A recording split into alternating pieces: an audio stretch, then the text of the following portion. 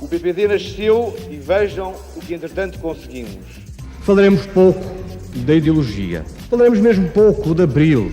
Não vamos encher a boca com Abril, nem com a democracia, mas vamos trabalhar modestamente para o realizar. Não é todos os dias que se sai do governo com o voto do eleitorado. Um governo que não reforma e que se limita a gerir a conjuntura é um governo que não está a preparar o futuro de Portugal. Ricardo Batista Leite, médico, 40 anos, vice-presidente da bancada do PSD e vice-coordenador da saúde no nosso Conselho Estratégico Nacional. Não lhe vou perguntar quantos bebés é que nasceram hoje, mas vou agradecer a mensagem de esperança nos últimos tempos desta pandemia. O Ricardo disse recentemente numa entrevista que o importante é estarmos próximos das pessoas e a cada momento agarrarmos as oportunidades e darmos o nosso máximo. É pelas pessoas que continuam a pautar a sua conduta enquanto deputado, médico e cidadão? Antes de mais, obrigado pelo convite, Joana, e de facto a referência aos bebés tem a ver com as redes sociais, onde tenho colocado diariamente ao longo desta pandemia uma lembrança que nascem em média 350 mil crianças em todo esse mundo fora, e é uma mensagem de esperança de que a vida continua apesar da confusão generalizada, e isso toca muito na tua pergunta. A humanização da política é fundamental. A humanização da nossa vivência em sociedade, eu acho que é algo que temos que retirar desta crise que estamos a viver. Até porque vamos viver um período muito difícil a seguir, com a crise económica e social que derivam da crise sanitária que ainda está em curso. É um desafio provavelmente sem precedentes, sem memória para a maioria de nós. E, portanto, sim, como médico, como político, como cidadão, acima de tudo, procuro estar próximo das pessoas e colocar-me no lugar do outro em cada coisa que eu faço, e creio que se todos fizermos esse esforço podemos trabalhar todos para o bem comum. Ricardo, apesar dos avanços, ainda não há uma data específica para a disponibilização de uma vacina contra a Covid-19. Acha que o nosso país está preparado para uma segunda vaga? Ainda há muito trabalho a fazer. O PSD tem apelado no espírito de colaboração e de crítica construtiva ao Governo. Entendemos que o Governo ainda não fez o que é necessário. Deram-se passos. O PSD alertou, por exemplo, a questão da vacina da gripe, que parece que já está resolvida. Ainda falta saber alguns dados em concreto. Seria importante investir na vacina pneumocócica. O investimento em cuidados intensivos, foram prometidas quase mais 400 camas, que são identificadas como necessárias no contexto de uma segunda vaga, ainda não existem. A organização dos serviços hospitalares também carecem de clarificação. Não faz sentido, a nosso ver, manter todos os hospitais com 2 circuitos, um Covid e um não Covid, e garantir a resposta para todos os doentes não Covid. Ou seja, há aqui um conjunto de esforços que tem que ser feito, para além do esforço de Portugal se posicionar no sentido de estar na linha da frente quando houver uma vacina, de conseguir ter acesso. Vários países já o fizeram, já se chegaram mesmo à frente, digamos assim, com financiamento junto dos produtores destas vacinas. Portugal ainda não fez esse trabalho. Ou seja, paralelamente com a gestão do presente, temos que preparar o futuro em qualquer crise. E, em particular, numa crise, numa emergência de saúde pública, temos que esperar pelo melhor, mas preparar para o pior. Devido à pandemia da Covid-19, ficaram por realizar milhares de consultas, exames e operações. Como se pode dar resposta a todas estas pessoas? Foram mais de 3,5 milhões de consultas de cuidados primários, ou seja, dos médicos de família, cerca de 1 milhão de consultas nos hospitais, mais de 100 mil cirurgias canceladas, das quais mais de 2.500 cirurgias oncológicas de pessoas com cancro. O presidente da Associação de Médicos de Medicina Geral e Familiar disse que mais de 15 mil diagnósticos de cancro não foram realizados neste período desde que foi declarado o estado de emergência. Portanto, nós temos aqui uma situação grave.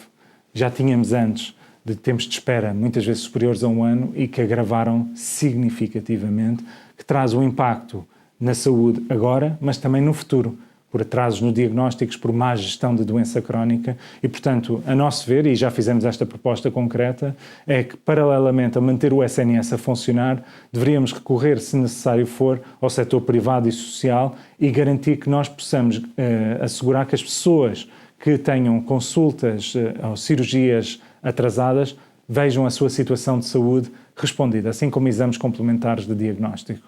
Deveríamos usar, em tempo de crise, todo o sistema de saúde. É isso que nós temos apelado ao Governo. No fundo, mais do que ideologia, precisamos de pensar nas pessoas e em soluções concretas que resolvam os problemas de saúde dos portugueses. Caso contrário, vamos pagar muito mais à frente, seja com o agravamento do estado de saúde, com o aumento da despesa da saúde e, infelizmente, no pior cenário, com o aumento da mortalidade. O Ricardo também defendeu que as reuniões do Infarmed deviam passar para o Parlamento e serem transmitidas no canal Parlamento. Qual era o objetivo? Nós não temos uma vacina e, portanto, informação é a única vacina que nós, portugueses, temos no combate à Covid-19. E se a informação é assim tão vital, então deveria ser pública. Para os políticos que têm que tomar decisões, para os jornalistas que acompanham e informam o público em geral, para os portugueses, os investigadores, os cientistas, as universidades. E aquilo que tem acontecido desde o início da pandemia é uma gestão de contenção da informação, de dificuldade no acesso aos dados da pandemia por parte da comunidade em geral. E isto é algo que a Direção-Geral da Saúde e o Governo têm feito, que nós temos vindo a criticar e que temos apelado para que tornem esses dados públicos. E a partir do momento em que se ficou no ar, claramente por parte do Presidente da República e depois do Primeiro-Ministro, que não iríamos ter a mesma cadência das reuniões do Infarmed, reuniões essas que claramente estavam a seguir um caminho muito pouco útil até pela sua organização, que passassem para o Parlamento os especialistas que a Direção-Geral de Saúde entendesse para expor perante o Parlamento, perante os deputados, mas também perante o país, a situação de uma forma quinzenal da evolução da pandemia, sobretudo a partir de setembro, na antecipação daquilo que vai ser o inverno, que todos reconhecem comporta riscos de uma segunda vaga. E, portanto, aquilo que nós queríamos era transparência. Aquilo que nós queríamos era dar informação a todos aqueles que têm o poder de responder, começando por cada um de nós, a termos uma noção mais concreta da situação.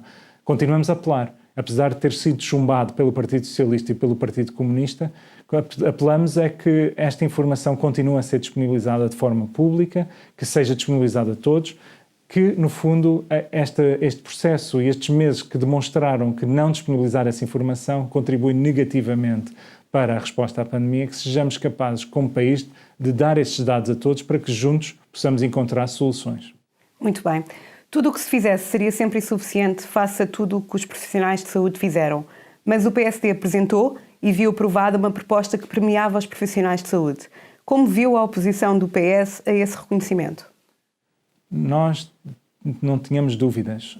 Se o país aguentou esta primeira vaga da Covid-19, por um lado foi fruto da atitude responsável dos portugueses, que mesmo antes do estado de emergência começaram a ficar em casa e que demonstraram um enorme sentido de responsabilidade cívica e de solidariedade para com os próximos, mas também pelos profissionais de saúde. Abdicaram de férias, abdicaram de folgas, abdicaram muitas vezes de estar com as suas famílias e foram viver para outros locais para não pôr a sua família em risco. A deslocarem-se para os hospitais, para os centros de saúde, para lidar com um inimigo desconhecido, chamado SARS-CoV-2, um vírus que ninguém sabia na realidade que consequências poderiam advir de uma infecção por este agente infeccioso. E estes profissionais de saúde, médicos, enfermeiros, farmacêuticos, auxiliares, administrativos, estiveram lá, na linha da frente, não pediram nada em troca. E nós vamos ter que recorrer a eles no futuro. No próximo inverno, quando vier a próxima vaga, são os mesmos. E o mínimo que o país pode fazer, nada vai pagar aquilo que eles fizeram, mas o mínimo é reconhecer que o país lhes está grato e é um prémio sob a forma de um prémio financeiro e recompensa de alguns dias de férias porque estão esgotados verdadeiramente, é o mínimo que se pode fazer para mostrar esse sinal de reconhecimento e garantir que possamos continuar a contar com os níveis de motivação que verificamos. Aliás, isto não é uma prática inventada pelo PSD. Na maioria dos países civilizados deste mundo está a acontecer o mesmo. De facto, foi de lamentar o voto contra do Partido Socialista numa fase inicial, mas, felizmente, no final, todos os partidos acabaram por se juntar para garantir este apoio e esperemos agora que o Governo cumpra com aquilo que está definido no Orçamento Suplementar, que é, neste ano, garantir que os profissionais se veem recompensados, pelo menos nesta pequena parte, e manifestar através disso a nossa profunda gratidão àqueles que muitos chamaram de heróis, mas que rapidamente se esqueceram. Nós não nos esquecemos, não nos podemos esquecer e contamos com eles para garantir que Portugal possa responder eficazmente a esta crise sanitária e possamos voltar rapidamente a podermos viver uma vida normal, como um dia já tivemos. Assim o desejamos. Ricardo, muito obrigada pela sua participação em mais esta edição do podcast Ideias Centrais e voltamos para a semana. Muito obrigado. O PPD nasceu e vejam o que entretanto conseguimos. Falaremos pouco da ideologia. Falaremos mesmo pouco de Abril. Não vamos encher a boca com Abril, nem com a democracia, mas vamos trabalhar modestamente para o realizar.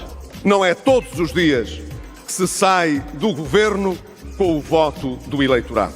Um governo que não reforma e que se limita a gerir a conjuntura é um governo que não está a preparar o futuro de Portugal.